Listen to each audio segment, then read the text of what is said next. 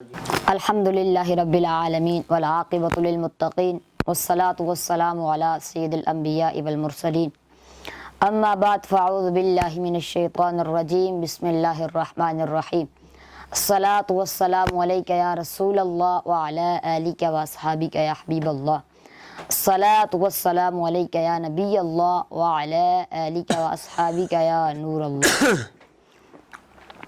اللہ تعالیٰ کی حمد و ثنا اور اس کے پیارے حبیب لبیب احمد مجتبیٰ جناب محمد مصطفیٰ صلی اللہ تعالیٰ علیہ وآلہ وسلم کی بارگاہ میں ہدیہ درود و سلام عرض کرنے کے بعد فیضان رمضان ٹرانسمیشن کے آج کے مہمانان گرامی اور سوشل میڈیا پر مختلف چینلز کے ذریعے سے دیکھنے والے محترم و معزز خواتین و حضرات، السلام علیکم ورحمۃ اللہ وبرکاتہ۔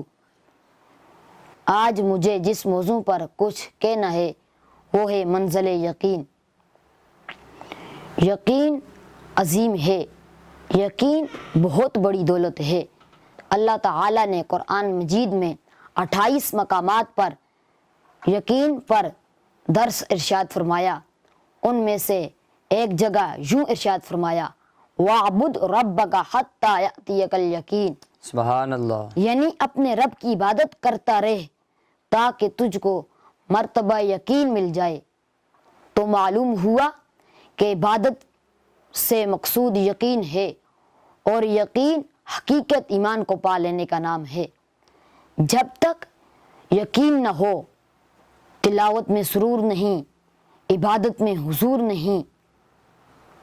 اسی طرح علامہ اقبال اپنی بے یقین قوم سے خطاب کرتا ہے، اے سن تہذیب حاضر کے گرفتار، واہ، اے سن تہذیب حاضر کے گرفتار، غلامی سے ابتر ہے بے یقینی۔ حضرات، یقین ساز زندگی بھی ہے اور راز بندگی بھی، یقین معراج انسانی بھی ہے اور حقیقت ایمانی بھی، یقین مشاہدہ ربانی بھی ہے اور ذوق عرفانی بھی۔ یقین ہی بندے کو نادانی سے شعور تک، بے ذوقی سے سرور تک، ظلمت سے نور تک، غیب سے حضور تک لے جاتا ہے، واہ، قال سے حال تک، حجاب سے جمال تک، ظلال سے صفات تک پہنچاتا ہے۔ کسی نے مولا کائنات شیر خدا رضی اللہ تعالی عنہ سے پوچھا، اے علی، جس رب کی عبادت کرتے ہو اسے کبھی دیکھا بھی ہے؟ آپ نے برجستہ جواب دیا، لا اعبد ربا لم اراہ، یعنی اب تک بن دیکھے کبھی سجدہ نہیں کیا۔ سبحان اللہ، یہ ہے مقام یقین جو ظن و تخمین سے پاک ہے۔ عقیدے کی بنیاد شک پر نہیں یقین پر ہے، اور ہمارا قرآن پر یقین ہے، قرآن لانے والے پر یقین ہے۔ جنہوں نے نبی کریم صلی اللہ تعالیٰ علیہ وآلہ وسلم کے منہ سے سنا، صحابہ کرام، ان پر یقین ہے۔ جنہوں نے قرآن مجید کو کتابی صورت میں جمع کیا، ان پر یقین ہے۔ امام حسین رضی اللہ تعالی عنہ کو یقین آیا صدیق اکبر سے سن کر، عمر فاروق سے سن کر، بے شک، مولا علی سے سن کر، صحابہ کرام سے سن کر۔ حضرت امام حسین رضی اللہ تعالی عنہ نے صحابہ کرام سے قرآن لیا، اپنے خاندان سے لیا، تو امام حسین رضی اللہ تعالی عنہ کو قرآن پر یقین تھا۔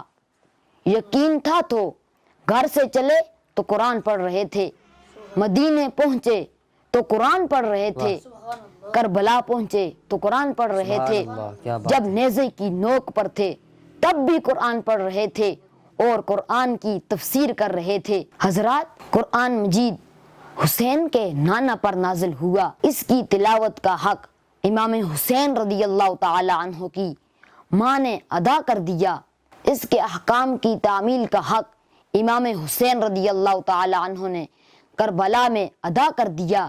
تو قرآن اور حسین چولی دامن کا ساتھ ہے، یعنی دونوں دنیا میں بھی ساتھی ہیں اور آخرت میں بھی ساتھی ہیں۔ قرآن اور اہل بیت دونوں حوض کوثر پر اکٹھے جمع ہوں گے۔ سرکار مدینہ صلی اللہ تعالی علیہ وآلہ وسلم نے ارشاد فرمایا وَلَن يَتَفَرَّقَا حَتَّى يَرِدَا عَلَى الْحَوْضِ، یعنی دونوں میرے پاس حوض کوثر پر اکٹھے پہنچیں گے۔ قرآن اور امام حسین دونوں راکب دوش رسول بھی تھے اور زینت آغوش بطول بھی۔ حسین قرآن کی عظمت کا گواہ ہے تو قرآن حسین کی طہارت کا گواہ ہے۔ حسین قرآن کی دعوت دیتا ہے تو قرآن حسین کی شہادت دیتا ہے۔ قرآن طیب و طاہر ہے تو حسین بھی طیب و طاہر ہے۔ قرآن نور ہے تو حسین بھی نور علی نور ہے۔ قرآن مصدر ہدایت ہے تو حسین بھی مرکز ہدایت ہے۔ دونوں کی تعلیم ایک، تاثیر سبحان ایک، اللہ، کیا بات۔ دونوں کی تدبیر ایک، تقریر ایک، دونوں کی منزل ایک، محمل ایک، دونوں کا محور ایک، منشا ایک، دونوں کا قانون ایک، دستور ایک۔ حضرات گرامی، قرآن اور امام حسین کا باہمی رشتہ یہ ہوا کہ قرآن بھی منزل یقین کا رہبر ہے بے شک۔ تو حسین بھی منزل یقین کا رہبر ہے۔